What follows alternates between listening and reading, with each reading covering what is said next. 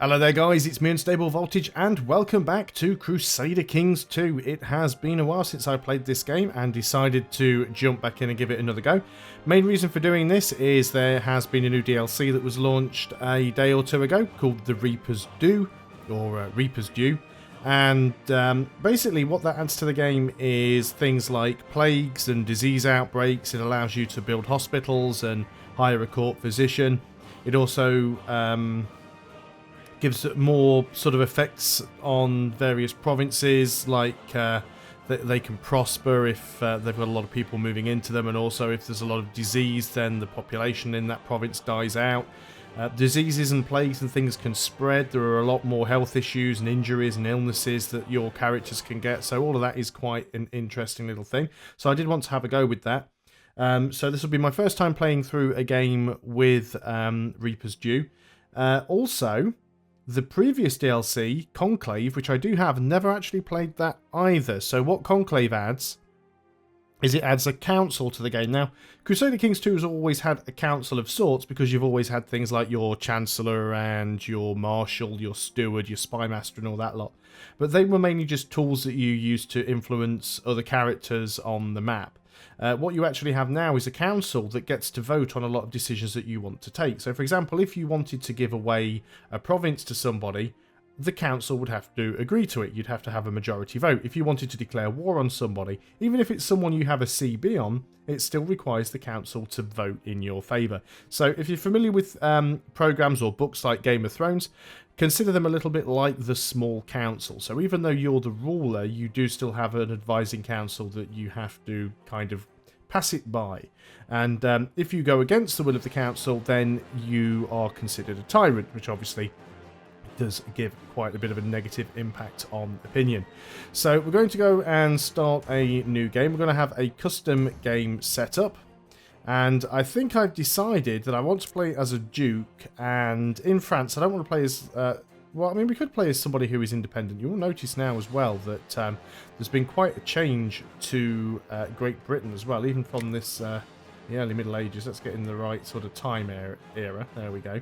So we want to start with the 769 sort of start. There we go. And I think what we might do is start off as the Duke of Burgundy. That's kind of what I'm thinking about doing. I mean, we could go for like Holland or Flanders, but I think the Duke of Burgundy. So it's sort of medium difficulty. Our direct liege is King Carloman of Middle Francia. And obviously that could change depending on how the Charlemagne event works out. But we'll probably give this a go. So what we're going to do now is just jump straight in and hit play. Now this is a new thing that you'll see, these game rules, and you can adjust most of these things. There's a lot you can choose from. So you can, the Reaper's Due, you can change whether epidemics are dynamic, delayed, historical, or deadly. Not recommended. The bubonic plague will appear frequently and be an extraordinarily deadly. So we're going to have it set, we're pretty much going to have everything set to standard. So the bubonic plague will appear at the very earliest 200 years after the game has started and might reappear 500 years after the game start. After one major outbreak, the epidemic will become endemic.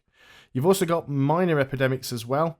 They'll be at the default rate. You can have more or fewer. Mongol invasion will have it on historical between 1210 and 1218. You can have it on random, or you can turn it off completely. We're not going to be far enough to the east to have to worry about the Mongol invasion. Anyway, now Sunset Invasion, that's one piece of DLC that I own that I normally turn off simply because it's a little bit stupid. Basically, the Aztecs come and invade you. What I used to do is turn that DLC off. You don't need to do that anymore because you can just go and turn it off here. So you can have it 13th century, random, or off. We're going to turn that off. Shattered Retreats, you can actually turn that off now, which will mean when you defeat an army, they won't run away halfway across the map. They'll just retreat to one province over. That's how it used to be, but I'll just leave it on. Defensive Pact, Supernatural Events, Gender Equality, de jure Drift, de jure Assimilation Duration, Culture Conversion, Adventurers you can turn off, Raiding. You can even change Raiding so everybody can raid, or you can disable it completely. Matrilineal marriages you can turn on and off. You can turn on and off the Charlemagne story events and custom realms. What else have we got in here? Whether you can invite people to court, whether regencies, so you can turn regencies off. So a lot of these things will disable achievements. We're not playing in Iron Man, so achievements aren't going to be on anyway. Assassination, you can actually change that from plots only now to direct action, so you can actually directly try and assassinate everybody. But I'm going to leave basically everything set to default with the exception of Sunset Invasion, which is going to be turned off. Let's go ahead and start the game. I'm going to be a little bit rusty because I haven't played for quite some time, and I'm playing with two new DLCs, or two DLCs that are new to me, so I don't really know how long this campaign is going to go on for or what my goals are going to be. It would be nice maybe if we could become the ruler of France and maybe even form the Empire of France here, but that might be a little bit too ambitious, so we will see where we get to. We don't need to read any of this thing because it's all fairly standard. So we are part of Middle France here. If we go and have a look at the duchies, we are Burgundy, so we're right here. We go and have a look at our diplomatic relations. We can see that we have a CB against Carloman, which is for independence. So obviously we could try and declare war against our liege for independence. That's not something that we necessarily want to do. Now, this is a Paradox game, so we're going to do what we always do with Paradox games and go through and sort out all of the pop-ups. So we only have one holding of our own, which is Dijon, which is right here, and we have a vassal limit of 19, of which we have 4 vassals. In our duchy there are 6 provinces. So let's have a look at this. So obviously we own the top holding of Dijon, and then we've got 2 provinces down here that are owned by our half-brother. We have another province here that is owned by a... you are my half-brother as well. He's also my steward. This guy is my heir, who is also my son, and he is my chancellor.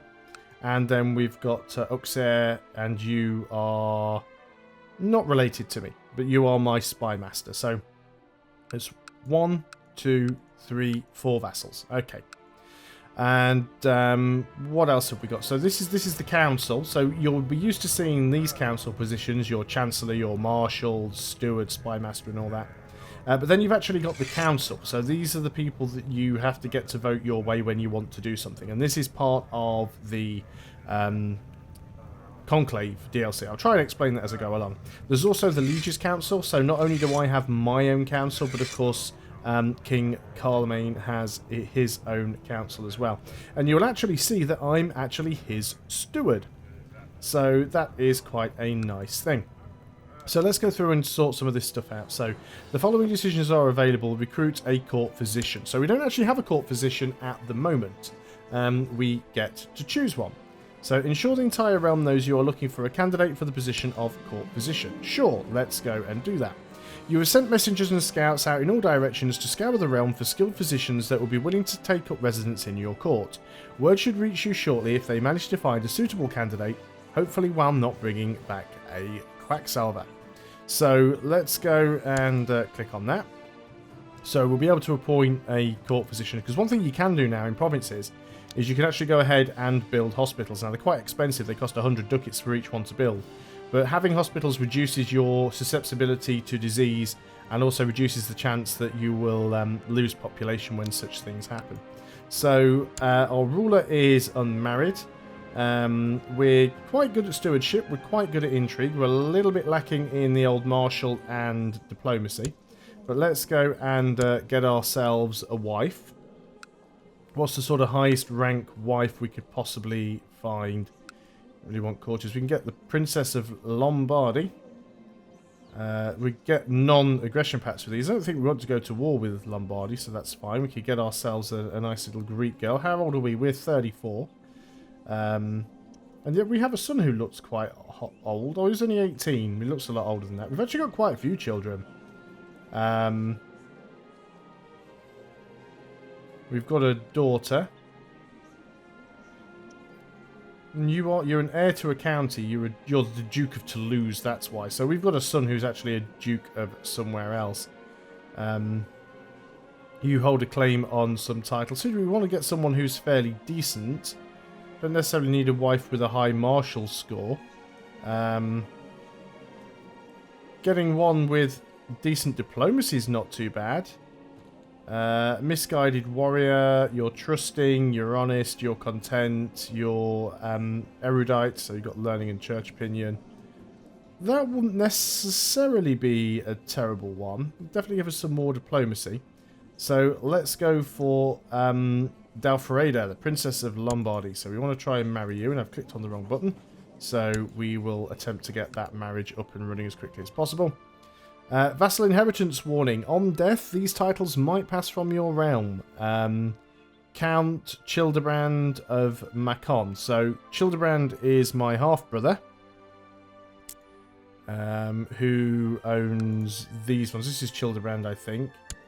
And his heir is actually my father, who is a count in a couple of places. So our family's kind of spread out all over the place right now. Our inheritance law is agnatic, cognatic, gavelkind. So basically our titles get split between the eldest sons. So yeah, not an awful lot we can do about that. Pick an ambition. We don't actually have one at the moment. So what do we want to do? We can become the King of Middle France here. I'd like to do that. We can acquire a title. Wants to acquire more land and another title, increasing his influence and power in the realm. Or build a war chest. I'd like to become the King of Middle France. That'll give us claims on a lot of stuff. So we are Duke Theodoric. And Duke Theodoric wants to become King of Middle France here. If pagan, it allows him the unlimited use of the subjugation CB within the kingdom. If the Fabricate Claim Councillor mission is available, it may acquire a claim on Middle France here with this ambition. There is also a reduced cost for creating the kingdom if it does not yet exist. The ambition cannot be cancelled. So we could just try and acquire another title. There might be somebody that we could go for, but I think we're just going to go for become the King of Middle France here. So we'll go and work on that one. We need to pick a character focus. We could probably do with a bit of a better martial score. Let's go for the hunting though, because that will give us additional health. Some special minor titles are grantable, which is the court physician and the designated regent. And then we have got 2 children that lack a childhood focus. So what you can actually do now is you can actually tell your kids, well, not your kids directly, but it's whoever you are educating. We don't have any wards, so I guess we're educating our kids directly. But you get to choose what their focus is going to be. So we can give them like struggle or pride. So this is Adalem, and Adalem is tutored by councillors and noblemen, being groomed for rulership. Common trait outcomes for this focus are haughty and brooding. This one will be rowdy and willful. Let's give him rowdy and willful. Try and get those, so he can get those. But as it says, can develop into brawny, honest, or dull. And willful can develop into ambitious, brave, or stubborn. So let's give him that. We've got another child as well who is playful and curious. We want to give him a focus. We could give him etiquette, sort of make him a bit of a diplomat. So we can actually finally go and unpause the game. Well, actually, no, we can't, because we need to go and tell our councillors what to do. And see if we've got anybody better. So, do we have anybody better who could be our Chancellor? We do not. Do we have anyone better who could be our Marshal? We do not. It will normally appoint the best people anyway. Our Steward of 16, yeah, they all seem to be like the sort of best people around. Our Spy Master's terrible. We've got somebody who would... Now, this guy's a powerful vassal, though. And he is... He's a count and he's my Spy Master. You would be much better. Yeah, we need to get the better Spy Master. So you're going to be the new Spy Master. You are going to go and study technology. And we're going to go and study technology in Greece, as we always... in Byzantium, as we always do, because they have, like, the best tech. So 6-10-7, 6-10-7, 6-10-7. It's always best to try and study technology somewhere that isn't the capital, because you've got less chance of being caught, usually. So we want to go in and get you to study technology, and we'll send you to Calliopolis down there. So that's that sorted. Now, is there anybody that we need to suck up to? you're quite strong. You are the... Oh, you need my guys. So we've got my son. Most people like me. You don't like me anymore because you've just been upset. And you are the Count of... You're this guy. So we need to sort of suck up to you. So we'll go ahead and send our improved diplomatic relations with you. Can we grant you some sort of special title? Because you're a little bit unhappy. You're angry for not being on the council. Can we actually put you in as the advisor? We don't have an advisor slot yet. Marshal, Chaplain, Spy, Master, Chancellor, Steward. We don't have a court position. Master of the Horse, Master of the Hunt.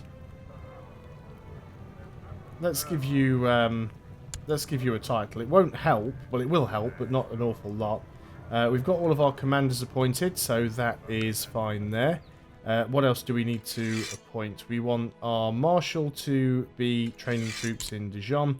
We want our steward to be collecting taxes here. And our court chaplain is going to improve religious relations with El Popeman. So let's get that sorted. Now we can finally unpause the game. There we go. Things should start off. So what we might want to do is consider who we could potentially attack. Obviously we've got our... the king is right next to us here, so we can't really attack him. We could go in for Bourgogne, or Bourgogne. I can never pronounce these French names, so you'll have to forgive me. The Lords of Middle France here have approved the institution of the Title Revocation Allowed law. So that basically means that King can just take titles away from people if he so desires. You actually own that as well, which is a little bit annoying. We are getting married, so we could get some gold or get some prestige. Let's take the prestige, because we need to start getting that.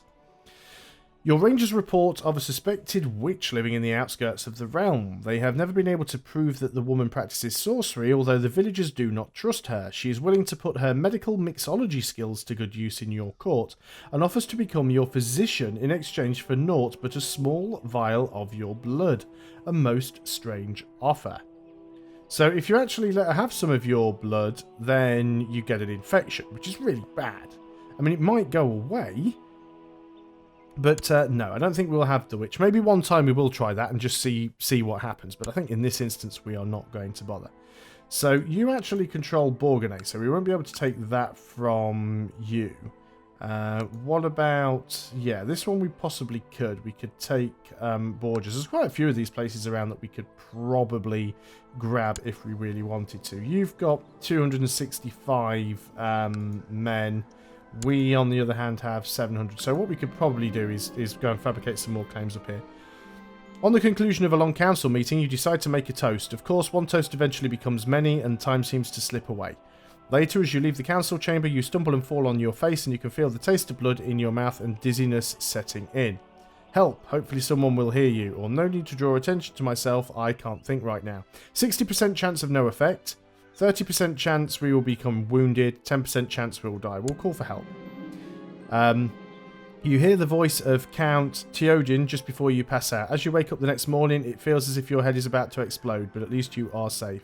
I am in debt to Count Theodin. So, I now owe him a favour, and the way favours work is that people who owe you favours have to vote the way that you do in certain situations. So again, something we'll look at as and when it happens. So, do we actually have any CBs? We do not have any CBs. We're trying to improve relations with this guy here because he hates us. He's a powerful vassal. He's unhappy that he isn't on the council. He does have a relatively decent martial score. Not martial score. Do we want to make him our marshal, actually? What's your martial score? Your martial score is only 6, which is terrible. But at least that would make you happy. I guess we can make him our marshal. Why have we got a bishop as our marshal? It's a little bit silly. We'll go ahead then and... doesn't even look like I can appoint him as our marshal. He's not there on the list. Now, why would that be? See, I'm trying to put you on the council. Award honorary title. Imprison, send gift, plot to kill. Yeah, he's not going to like it, but there's not really an awful lot that I can do about that. Obviously, there's some wars and stuff going on up here. We'll probably never really get him to like us all that much. I wonder if that will go away, actually. Fired from the council, so there's minus 15 for that, and recently fired. Now, recently fired will go away in a couple of years. Fired from the council won't go away for a while, but he wants a seat on the council. So I did try to just give you a seat on the council, but I didn't have the option. Maybe we have to do it in here now. Because I'd like you to be my marshal. Request council support. Change council position.